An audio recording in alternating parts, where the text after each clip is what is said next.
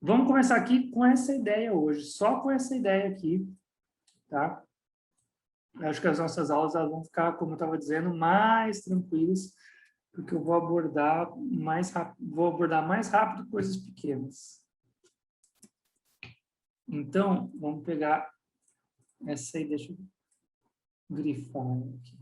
Novas desigualdades territoriais. O que o autor quer dizer com isso, tá? Qual que é a ideia central? Quando ele fala em novas desigualdades territoriais, que o espaço pretérito condiciona as ações futuras, tá? Então, tem uma passagenzinha no texto, ele está na página 259. Depois vocês vão ver o texto, se vocês quiserem conferir, ela estará lá na página 259, tá? Ele diz o seguinte: a noção de desigualdade territorial persiste, ou seja, se eu estou analisando o espaço, uma desigualdade territorial sempre persiste, tá?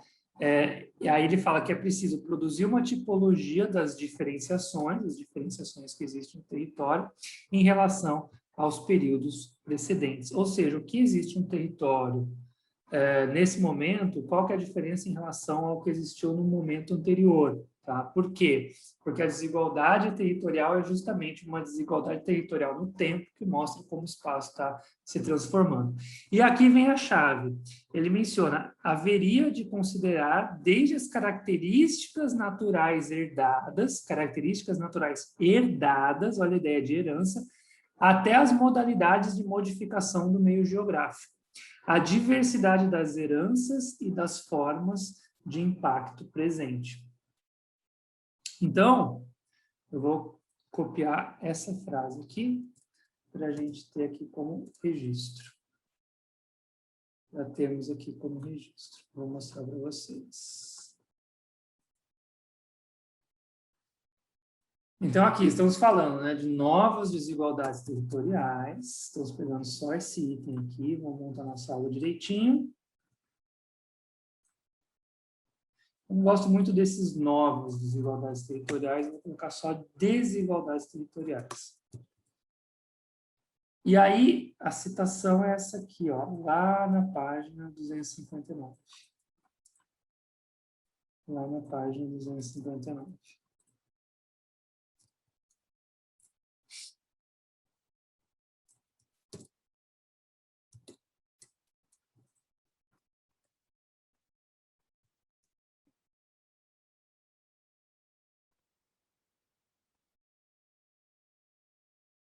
Haveria de considerar desde as características naturais herdadas, a ideia de herança está aqui, até as modalidades de modificação do meio geográfico. A diversidade das heranças, eu vou grifar aqui, ó, diversidade das heranças e das formas de impacto do presente. Página 200. Vamos tentar mostrar isso aí um pouquinho, vamos tentar falar um pouquinho sobre isso.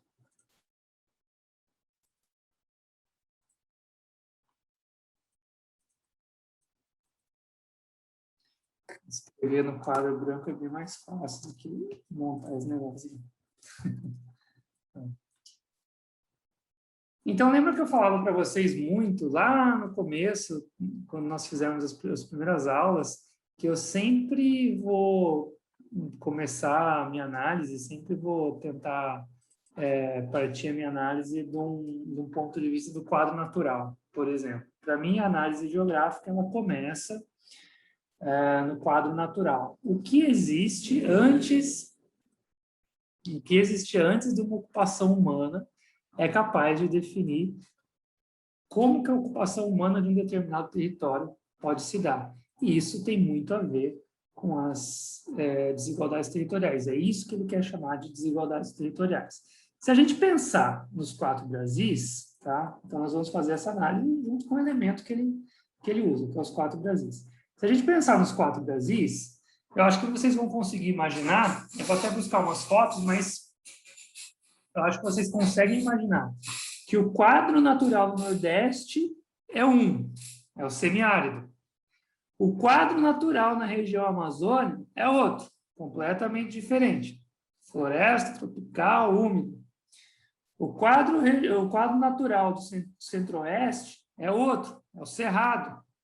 O quadro natural aqui na região concentrada, Floresta Atlântica, é outro, completamente diferente.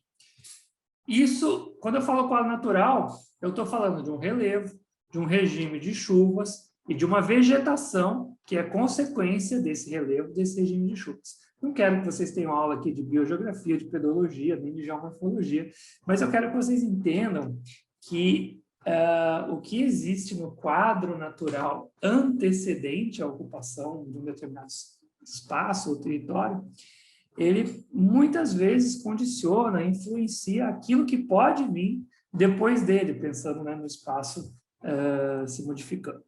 Então, vamos fazer uma brincadeira aqui bem diferente. Vamos pensar no Nordeste, no semiárido. Vou pegar uma foto aqui. Vou pegar uma foto bem característica do semiárido, que é essa aqui. Vamos ver se ela vem para cá direto. Ó, chegou aqui uma foto do semiárido. Bem característica do semiárido isso aqui. Vocês conhecem muito bem, vocês estão no Nordeste. Eu tive a honra de viver 3 anos no Nordeste. Não sei se eu volto para Natal, acho que não vai dar, né? Eu tinha até uma esperança de voltar para Natal aí no segundo semestre, mas agora acho que complicou. Não vou colocar título agora, não vai dar tempo. Então, aqui, esse semiárido, que é o tipo de vegetação, solo, clima, relevo, que caracteriza o Nordeste, ele é permissivo de algumas características. É muito difícil, ele é bem pouco permissivo para todos os tipos de agricultura, ele é mais permissivo para alguns tipos de pecuária, porém, por causa do regime hídrico, isso dificulta um pouco mais. Não é um solo permissivo de qualquer tipo de construção, com a mesma facilidade que se faz em outros tipos de solo. E ele tem essas características. É um regime pluviométrico também difícil. A seca, vocês sabem que é um problema. A seca é um problema que repercute num problema de ocupação do território, já que nem todo esse território ele é convidativo para ocupação, né? Como é convidativo o litoral do Nordeste, onde não é o semiárido, né? Tem uma faixa que não é o semiárido. Então, vocês conhecem muito bem essa diferença. Beleza. Vamos pensar agora na Amazônia, na região Amazônia. Vocês... Matheus pode me ajudar aí. Matheus está quietinho hoje. Meu geógrafo preferido está... Você me ajuda aí nas aulas, está muito quietinho. Vamos pensar aqui na Amazônia, região Amazônia. Estou pegando uma imagem aqui para vocês. Pegando uma imagem aqui para vocês. Essa aqui tá boa. A Amazônia é muito isso aqui, gente. Não sei se vocês já tiveram a oportunidade de visitar Manaus, Belém, ou outras localidades, né? Se não for capital, fica com mais cara disso que eu estou mostrando mesmo. É claro que nem toda a região Amazônia é assim, tá? Mas, assim, tão florestada e tão vida de rios. Mas boa parte dela é, e boa parte que caracteriza essa região também é. Deixa eu colocar aqui do mesmo tamanho da outra.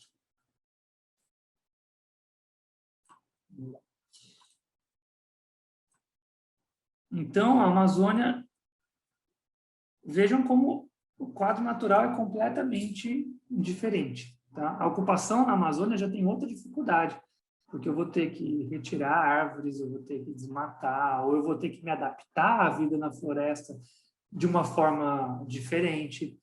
é uma vida cuja infraestrutura de circulação já está pronta e dada pelos rios, por exemplo, então tem toda uma cultura de navegar nos rios, aproveitar esse recurso hídrico, chove muito, é também muito quente, muito abafado.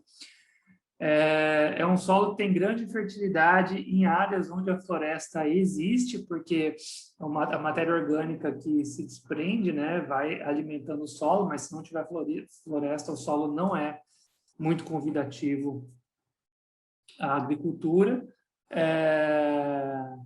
Então, é uma região, né, uma área que convida outros tipos de ocupação, outras lógicas de ocupação. Vou colocar aqui o Cerrado, que é completamente diferente. Estou me sentindo nesse momento dando aula com uma geografia de 7ª série, mas a gente já vai aprofundar isso um pouco. O Cerrado é uma outra pegada. Tem pouquinhas árvores, tem uma vegetação rasteira, tem muita gramínea e é muito plano. E é uma região também muito plana. Vejam que o Cerrado tem uma outra característica, já muito mais convidativa para a agricultura e pecuária, tá? Pelas próprias condições de relevo, e com a especificidade de ser uma região muito continental, muito para dentro do continente. Então, é uma região de ocupação tardia. A ocupação dela veio depois, por isso que ela explora muito mais agricultura e pecuária. E aí tem a floresta amazônica, só para deixar uma ideia dos 4 Brasis, né? Estou tentando pegar um pouquinho de cada região, que tem uma característica já bastante diferente. Na floresta amazônica, vocês vão ver vários tipos diferentes de floresta amazônica, não, floresta atlântica. Floresta atlântica. Vocês vão ver vários tipos e tipos muito diferentes e muito diversificados de vegetação, a abundância de recursos hídricos. É até difícil achar uma foto da floresta atlântica, porque é tudo muito esquisito, senão não é muito característico. E tem um solo também, esse aqui tá bacana. E tem um solo também que ele é muito, um solo que é muito fértil, tá? Que é o famoso solo aqui do estado de São Paulo, se chama latossolo vermelho escuro eutroférrico, que é um solo muito argiloso e muito carregado de matéria orgânica. Então, vejam, tem diferentes tipos de vegetação, um solo muito com grande fertilidade, um solo profundo. O latossolo é muito profundo, favorece todos os tipos de raízes. Não é igual ao semiárido, que a raiz não entra, né? No latossolo, a raiz entra já bem mais fácil. Como ele é argiloso, ele tem partículas menores, isso favorece muito mais a circulação de nutrientes e sais minerais. Eu já trabalhei no Instituto Agronômico, viu, gente? Por isso que eu falo essas coisas, que eu me empolgo falando disso. Então, vejam, quando ele menciona... tem uma coisa no chat aqui. O Matheus botou vindo tudo. Pode falar também, Matheus. Papo de geógrafo, biogeógrafo, isso aqui. Então, quando ele fala aqui, essa aqui é a ideia. O espaço pretérito condiciona as ações futuras, tá? Isso aqui é um segredinho geográfico, é tipo um segredo geográfico. É isso que é. Para eu fazer uma análise do espaço, eu tenho que olhar para as configurações desse espaço num momento pretérito, para entender qual era a configuração que propiciou, que influenciou uma condição posterior daquele espaço. Então, pensem numa ocupação do semiárido, que vocês conhecem muito bem. Pensem numa ocupação da floresta amazônica, tá? O Milton até coloca aqui, rarefação demográfica e baixa densidade técnica, vastidão e dificuldade de interligar os núcleos urbanos, tá? Então, é um outro tipo de ocupação. O Cerrado, na sua condição, uma localização até no centro do continente, né? Um espaço que veio depois, ele tem uma ocupação tardia. E a floresta atlântica, que tem bastante biodiversidade, que tem um solo muito fértil e muito convidativo para o plantio, principalmente café, né? Então, vocês sabem que um dos ciclos econômicos do Brasil, um dos primeiros ciclos econômicos do Brasil foi o do café, com muita ênfase nos estados de São Paulo e Minas Gerais. Isso tem muito a ver com as condições naturais pretéritas ou com as condições do espaço que são herdadas e que vão condicionar as ocupações posteriores. Aí tem uma pergunta, sabe? Uma coisa assim que é super interessante, eu fico pensando muito nisso, fico pensando, será que é verdade? Será que foi assim mesmo? Será que não foi? Mas, por exemplo, a Floresta Atlântica, eu vou até colocar um mapa aqui para vocês verem, eu vou pegar aqui, ó, mapa Floresta Atlântica, vocês vão perceber que ela tem uma extensão considerável do litoral brasileiro, ó. Aqui é um mapinha, tá bonitinho aqui, ó. Esse mapinha aqui da Floresta Atlântica, tá? Vamos ver o que vem aqui. Ficou... Vou comentar ele. Ele está numa porção considerável aqui do litoral brasileiro, ó. Inclusive tem um pedacinho de Natal, Recife, aqui, né, no Nordeste, e se estende até o Rio Grande do Sul.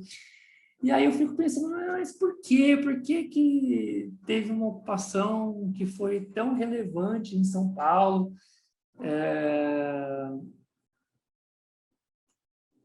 E que favoreceu posteriormente os ciclos econômicos, né? O da cana-de-açúcar era muito importante no Nordeste, depois o ciclo do café, ele veio mais para o sul do país, e eu fico pensando, né, por quê? Né, como é que foi a ocupação do estado de São Paulo? O que o relevo tem a ver com isso? E se vocês pesquisarem, tem um pedacinho chamado... ali na Baixada Santista, né, tem um sistema funicular, né, que é um sistema de trilhos, foi o primeiro sistema de trilhos do Brasil, que ele está numa parte numa parte da Serra do Mar, em que foi encontrado um pedaço bem pequenininho, assim, um pedaço que tinha uma declividade pequena, que dava para implantar esse sistema de funicular, né, de trilhos que sobem e descem, e que é como se fosse um achado ali, sabe? Porque tem a planície costeira, né? E aí tem o Planalto Atlântico no estado de São Paulo, e aí tem a Serra do Mar, né? Separa essas duas coisas, é a Serra do Mar. E a Serra do Mar, inclusive, eu já fiz trilha, já atravessei a Serra do Mar a pé, demora 2 dias para atravessar ela está cheia de sobe e desce. E ali eles encontraram um pedacinho ali que estava de fácil acesso, e isso muito provavelmente foi o que condicionou a localização da cidade de São Paulo. A cidade de São Paulo, ser onde ela tem uma ligação com a ocupação litorânea do Brasil pelos colonizadores, e tem uma relação com essa passagem ali na Serra do Mar, que era uma passagem propícia para implantar esse sistema funicular que facilitou, né, a subida da Serra do Mar do litoral para São Paulo. Então, ali tem um pedacinho do relevo, um recorte ali no relevo, um tequinho do relevo que, imagine só um pedacinho que foi o que fez com que São Paulo estivesse onde está. E São Paulo não é um exemplo bobo. São Paulo é a maior cidade do Brasil, a maior metrópole do Brasil, e a maior metrópole do Hemisfério Sul. Então, eu fico muito curioso, assim, né? Nossa, mas São Paulo está onde está por causa de uma passagenzinha que era mais fácil ali na Serra do Mar. Isso mostra para mim um exemplo muito interessante de como o relevo, de como a geomorfologia pode influenciar, num primeiro momento, as ocupações. E por que ele diz não só desigualdades territoriais, mas novas desigualdades territoriais? Porque essas coisas estão sempre se alterando, né? O Rafael está dizendo aqui que vai ter que se ausentar. Beleza, Rafael, vai lá. Depois eu coloco a aula gravada aí para vocês. Boa noite aí, bom descanso. Então, só para fechar, por exemplo, o que são essas novas desigualdades territoriais? Bom, o Estado de São Paulo esteve muito vinculado, num primeiro momento, à economia do café, né? A economia cafeeira também, porque o café era muito consumido na Europa. Foi o que deu o primeiro dinamismo econômico para o Estado de São Paulo. E esse dinamismo econômico do Estado de São Paulo propiciou que quem era fazendeiro ou os chamados barões de café tivessem capital acumulado. E esse capital acumulado também é uma condição territorial prévia, porque depois São Paulo se transformou no estado mais industrializado do Brasil, tá? No estado de maior dinamismo industrial, que também deu muito dinamismo econômico e social para o estado. Agora, por quê? Né? Aí uma coisa começa a ligar a outra em cadeia. Por que o estado de São Paulo teve a indústria mais preponderante no Brasil? Entre muitos outros fatores, por exemplo, ter mais mão de obra disponível e ter o conhecimento dos imigrantes que estavam em São Paulo para começar as indústrias, muitos deles italianos, por exemplo, a indústria têxtil. Um dos fatores preponderantes, tem muitos textos que falam disso, é o capital acumulado pela agroindústria cafeeira. Em um determinado momento, principalmente na Primeira Guerra Mundial, a Europa já não consumia mais tanto café, então aquele capital que tinha sido acumulado com o café precisava ter uma destinação, ele precisava ser reinvestido em outras formas de produção. Aí que começou a se investir esse capital acumulado no café na indústria. Então vejam que coisa interessante, né? Tem uma coisa muito engraçada, super geográfica. Um pedacinho da Serra do Mar que favoreceu a ligação de São Paulo com o litoral, que é onde tinha o Porto de Santos, propiciou a localização da cidade de São Paulo no epicentro de uma região cujo solo era muito favorável ao plantio do café. Muitos fazendeiros e barões de café, então, se localizaram nessa região, plantaram café, acumularam capital, e isso deu a São Paulo a capacidade mais rápida e mais eficiente de ter a indústria, de se modernizar industrialmente, dando a São Paulo, no momento posterior, uma pujança econômica e preponderância social e econômica no cenário econômico brasileiro. Tá? Então, são aspectos geográficos muito interessantes. Eu acho que é um exemplo muito legal da gente pensar o papel das desigualdades territoriais. Então, o segredo está aqui, o que eu queria falar para vocês é isso aqui, ó, o espaço pretérito condiciona as ações futuras. Rodolfo, o que é isso? É uma forma de começar a pensar as diferenças regionais. Então eu tenho lá o meu Rio Grande do Norte, ou eu tenho lá a região metropolitana de Natal, ou eu tenho a cidade de Natal. Dá para pensar também nas diferenças da cidade de Natal do ponto de vista do quadro natural. Qual que é o quadro natural de Natal? Eu tenho uma parte litorânea, eu tenho uma parte de dunas, eu tenho uma parte de várzea e eu tenho uma parte de planícies. Tá? Planícies urbanas, eu chamaria até. Então, olha que são 4 compartimentos bastante interessantes de Natal que condicionam o tipo de ocupação da cidade de Natal, e esse primeiro condicionamento ele vem do quadro natural. Mas as características técnicas, a tecnologia construtiva pode se sobrepor às características naturais. Sim, pode, mas a gente está falando de um momento, de um primeiro momento onde não existiam essas características construtivas e que temos que interpretar como heranças de um passado geográfico que condicionam condições, que condicionam possibilidades a priori. Vou até escrever isso aqui, ficou bonito, né? Heranças... Nossa, caramba essa frase. Matheus, dá uma nota aí, são as heranças de um passado geográfico que possibilitam formas de ocupação e dinâmicas a posteriori.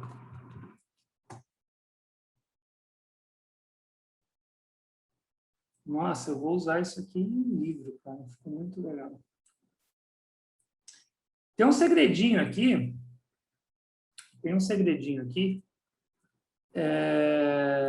Que se chama situação geográfica. Vou até dar essa palhinha para vocês. Deixa eu ver onde é que eu coloco isso aqui. Deixa eu colocar no post-it. Fica melhor. São as heranças de um passado geográfico que possibilitam formas de ocupação e dinâmica a posterior. Maravilha. Pessoal, essa aqui é uma ideia extremamente importante para qualquer análise geográfica ou para qualquer análise regional. Lembro vocês que essa disciplina ela tem uma ambição de não ser um conhecimento que seja limitado só ao regional. Vocês podem e devem pensar essas chaves de interpretação também para qualquer análise geográfica para a implantação de políticas públicas ou para a regionalização em si, que porventura vocês precisam fazer. Tá? Maravilha. Tem um segredinho geográfico aqui também, que se chama situação geográfica. Que é a situação geográfica. Eu vou colocar um texto, uma referência aqui depois, do Olivier Dufour, que é um geógrafo francês que pensou o que é a situação geográfica. Dufour. O que é a situação geográfica?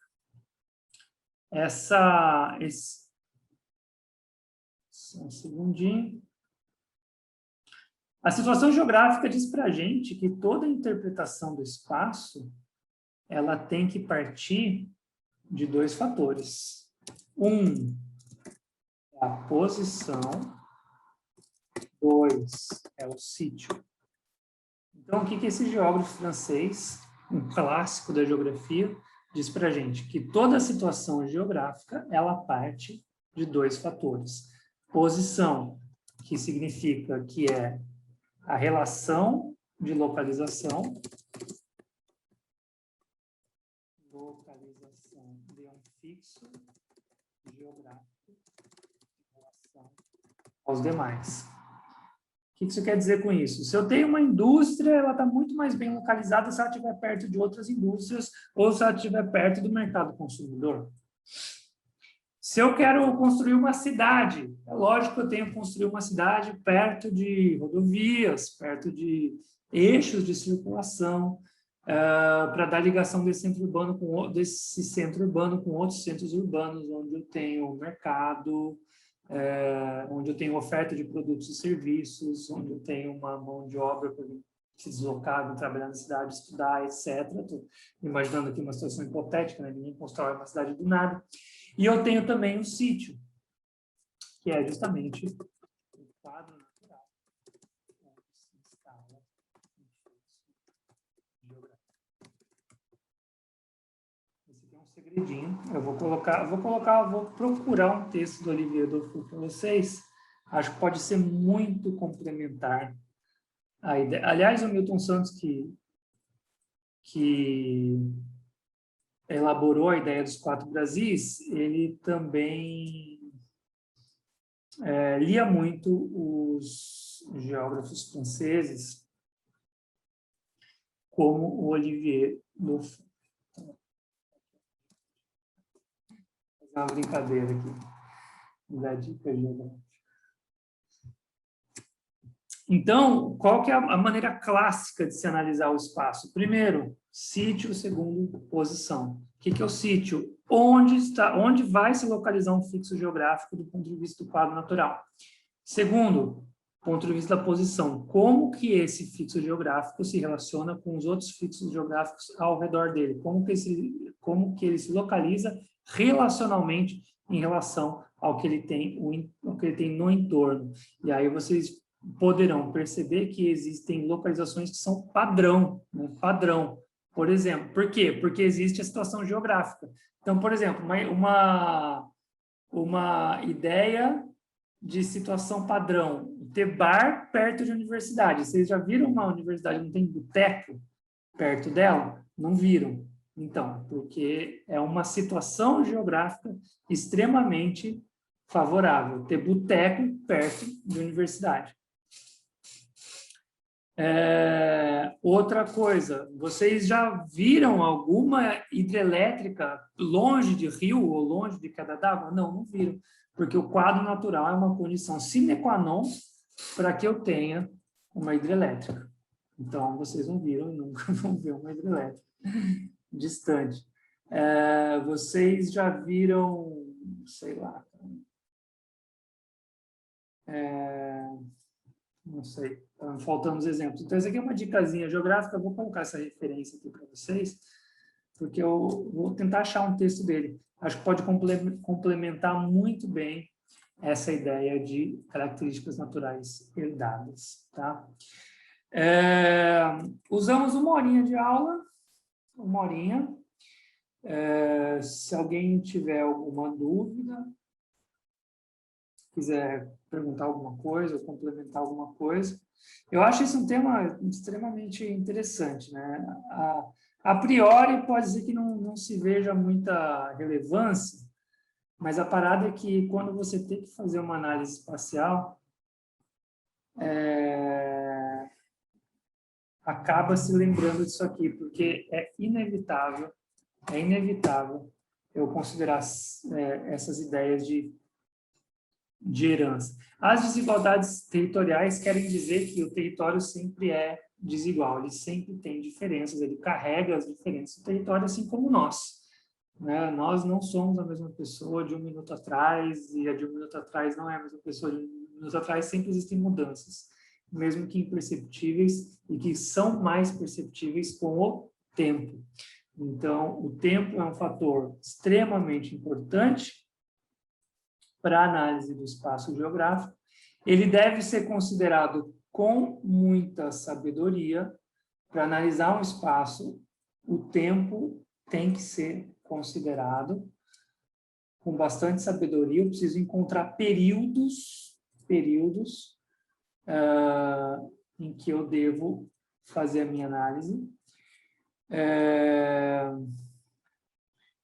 E aqui está um pouquinho da ideia, então, de desigualdades territoriais. A partir do momento que esse espaço se transforma, por exemplo, a Mata Atlântica já não é mais Mata Atlântica 100%, né? Tem espaços que são grandes centros urbanos, tem espaços que têm muitas indústrias, tem espaços que... enfim, isso condiciona o que vem depois. Então, sempre o espaço está se transformando e as alterações desse espaço condicionam o que vem depois. Por exemplo, o estado de São Paulo nunca vai ser muito forte em turismo, creio eu, né? Não como o Nordeste, por exemplo. Por quê? Por causa do estado natural.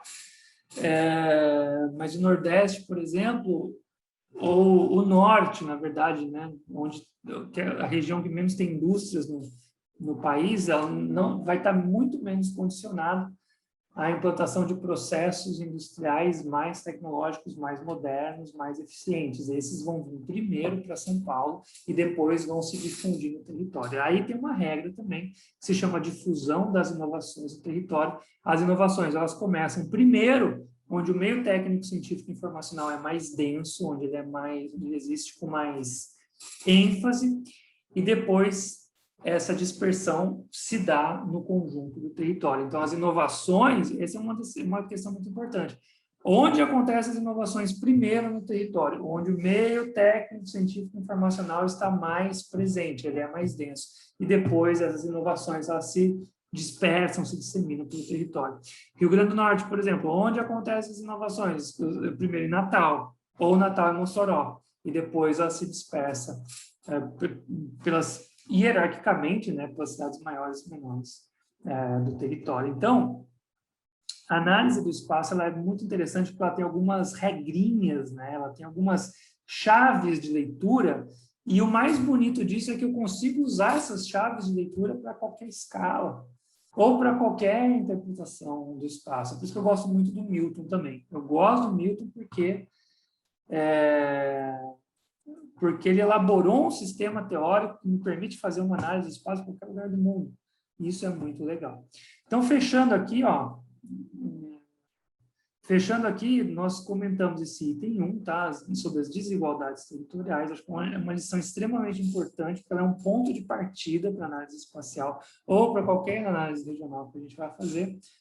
A ideia central é que o espaço pretérito condiciona as ações futuras e a chave de leitura, a palavrinha, o que é a chave de leitura? A palavrinha que eu uso para lembrar desse aspecto é o quê? Heranças, tá? Onde é que eu vou encontrar isso aqui? No capítulo que eu deixei lá para vocês, os 4 Brasis, página 259. Está aqui, se vocês quiserem saber um pouquinho mais, página 259.